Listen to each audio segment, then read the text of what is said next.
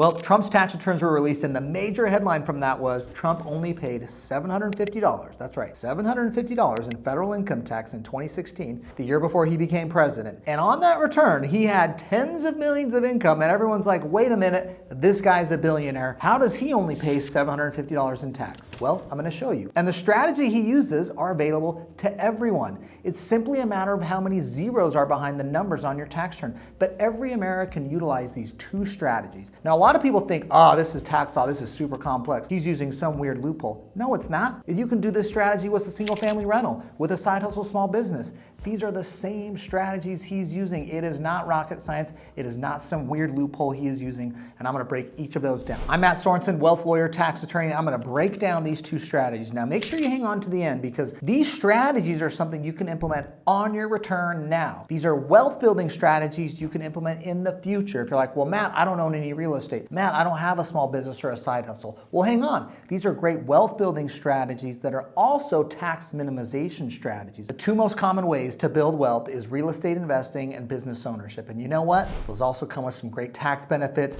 Donald Trump being Exhibit A on how you do it. Now let's hit the first strategy of real estate investing. Donald Trump, everyone knows, is a real estate investor, a real estate developer, Trump Tower, Mar-a-Lago, you can think of all the famous properties he owns, a lot of ones you've never heard of, but the guy has a lot of real estate, hundreds of millions, if not billions in real estate ownership. And this is in his 2016 return, is he has $16 million in rental real estate losses. Now, how does a guy have $16 million in losses? Well, there's one thing happening, and it's called depreciation. I'm gonna explain what depreciation is. If you've never invested in real estate or owned a rental property, you might not know what it is. And even if you do, you probably don't understand it properly and how to take full advantage of it. So I'm gonna break down the depreciation rules, how you get that expense and that loss, and how it can be used to offset your income so you don't pay tax. All right, now let's explain depreciation. I'm gonna whiteboard this here just because it's helpful to see the actual numbers. Now, like I said, this could work for anything. You could have $1 billion Trump Tower, you could have a $600,000 single family rental. So let's just go with the $600,000 single family rental.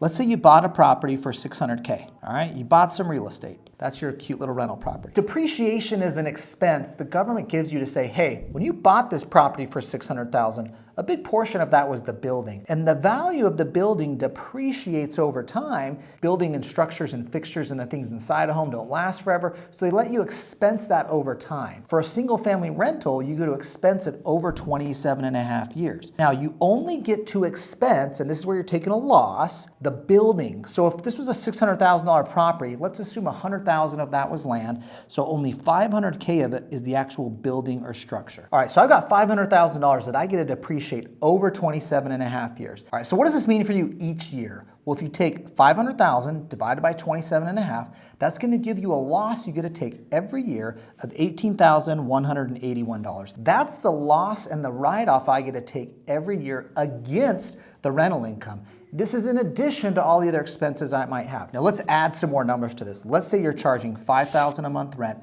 for $60,000 a year in annual rental income. Let's say you got a mortgage on this property and that the mortgage interest is $34,000. That's gonna be about what you would have in a mortgage at say a 6.5%, 7% rate on this property. 34 grand in mortgage interest. Let's say you have property taxes of $8,000. Let's throw in $2,000 a year in insurance. And let's throw in $6,000 in other expenses. Maybe it's maintenance or property management, something like that. So you've got a total of $50,000 of expenses here, okay? Now I've got $60,000 a year in rental income. So when I look at this, after I bought this property, I'm like, hey, I'm making $10,000 a year in cash flow. Like your bank account is gonna have $10,000 a year coming into that on these numbers. Now, a lot of people are excited about that. Of course, real estate goes up over time. I'm paying down the mortgage over time. I'm cash flowing the property. This is awesome, but I'm gonna pay tax on that $10,000, right? Nope, you're not paying tax on that because of real estate depreciation. So this $18,000 over here in expenses that I had, I get to take that and add it to the loss over here. So I actually have $68,181 in expenses to take against $60,000 of income. What does that mean? That means I have a loss of $8,181. This loss goes on my tax return. Now think of what's happened here. I actually made $10,000. Like my bank account has $10,000 more in it, but to the IRS, I'm showing I lost $8,181.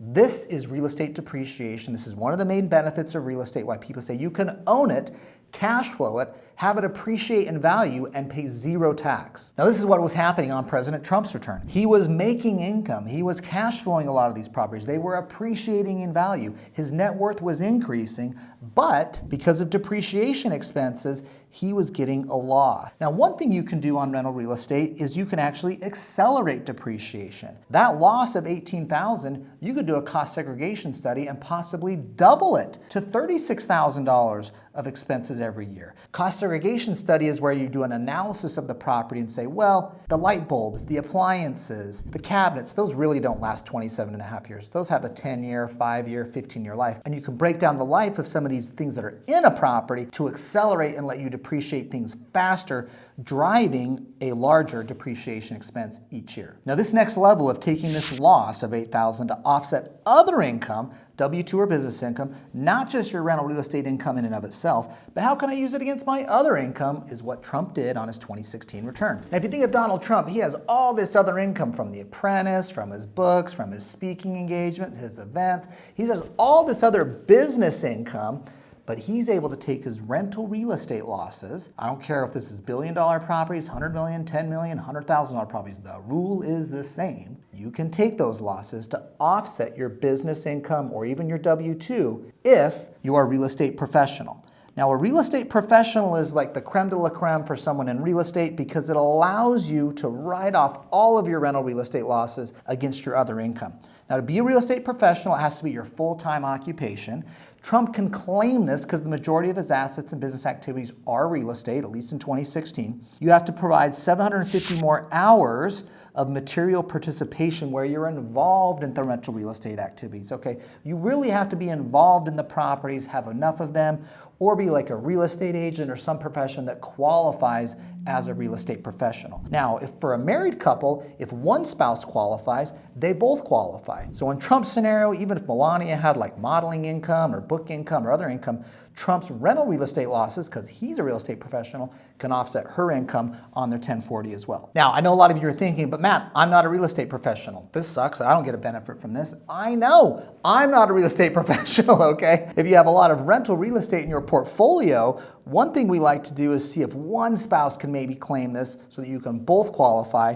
And another way to think about it is, you know what? I'm already doing great up here because all the cash flow and gains when I sell the property, I can use all these depreciation losses to offset. So I'm already ahead of the game because I'm building wealth, not paying tax on the cash flow, using depreciation to offset it. This is just next level where I can additionally take that loss that eats up all of my rental real estate income and bring it over onto other income I might have from a small business or from a W-2. Now, like I said, in the case of Trump, he's able to do that because he was a real estate professional in 2016. Now, what happened to him in 2017? He got inaugurated as president of the United States. He was no longer a real estate professional, so he's no longer able to claim this strategy. What was he able to do in 2017 moving forward? Use his business ownership and losses on businesses that carried forward to offset other income. We're going to get to that strategy next. And that strategy is one that works for a small business, big business, side hustle, doesn't matter. That strategy is universal, again, no matter how many zeros are behind the income or the expenses. Okay, now let me go over a cool little rule for people that are in the middle or lower income. If you're making less than 100K, modify adjusted gross income, you can actually take this real estate loss over here. Let's just go back to the example. You have this $8,000 loss. You can actually take this loss and offset your W-2 if you make less than 100K a year. So if your modified adjusted gross income is 100K or less, this is married, you're able to take that $8,000 loss and it can go over to your W-2. You can take up to $25,000 of rental real estate losses to offset your W-2 or any business income you might have. But again, that only applies if you make less than 100K a year. Now, if you make over 100K a year, modify adjusted gross income, the only way to get this loss over here, this $8,000 loss, over to your W-2 or against your business income is to be a real estate professional. That's the only way. The other strategy would be the self-rental rule, where if you own a business and you own the land the business is in, you can actually take those rental real estate losses against your ordinary income as well. That's called the self-rental rule. All right, so this strategy of real estate investing, something Trump's done, many other Americans have done, the benefit of it is we get appreciation of the asset. You're buying real estate you believe will go up in value. You get cash flow of the property itself. Now, the awesome thing about cash flow here is, remember, because of the depreciation expense, as I showed in this example, you actually get cash in your pocket, in your bank account. You're building your wealth, you're building your cash flow, but you're taking a loss on your tax return. Now, that loss, that additional loss, over my gain on the real estate, how can I use that? Well, you have to be a real estate professional. That's what Trump's been. That's why he's got 10 million plus in rental real estate losses. He was able to use to offset other income like The Apprentice, his book, and all those other things that are more W-2 or business activities. For most of us, unless we're a real estate professional, we don't get to bring those losses over. Remember the other exceptions, the self-rental rule, if you're a business that leases your own building to yourself, or you're someone that has 100K less of modified adjusted gross income. If you're in that boat, you can take up to 25K of these rental real estate losses to even reduce your taxable income further. Now, the second wealth building and tax strategy you can see on Donald Trump's return is all of his business interests. Now, one of the things you can see on his return is he has these loss carry forwards from prior businesses and prior years that offset his future income and success. So, for example, he had over 10 years of income from The Apprentice that totaled over $400 million of income. He had other businesses that had losses. He had other companies he filed bankruptcy for. These losses can get netted together and actually carry forward to years when you do have a large income. Now, this applies to anyone with a side hustle, small business, it doesn't matter. When you start out that business, the first few years might be difficult, but those losses carry forward. So, for example, let's say you had a business that you started and you made $20,000 of income in that first year, but let's say you had $30K in expenses. Well, you have a $10,000 loss. This is just a side hustle. Where can I use that loss? You might be able to use it somewhere else on your return. If you took your return down to zero, like Trump did in many years, that loss carries forward into a future year and can be used against the future business income. Now, there's active business losses versus passive losses for rental real estate and other activities. There's a lot of rules on that. I don't want to get too far in the weeds on it, but just know that, well, one other thing that was happening on Trump's return, which is available to everyone, small business, side hustle, I don't care what it is the ability to take expenses against your business income. And if you go into a loss, those can carry forward to offset future years, which might have high taxable income. Now, the next tax return I'm going to go into for wealth building and tax planning strategies is actually President Joe Biden's tax return. I know many of you might be thinking, what can I learn from his return? He's got a pretty cool tax strategy in his return that we use every day for small business owners. So make sure you're subscribed to my YouTube channel and please join my private Facebook group, Team Wealth Building with Matt Sorensen, where we go over these topics in detail. We'll see you next time.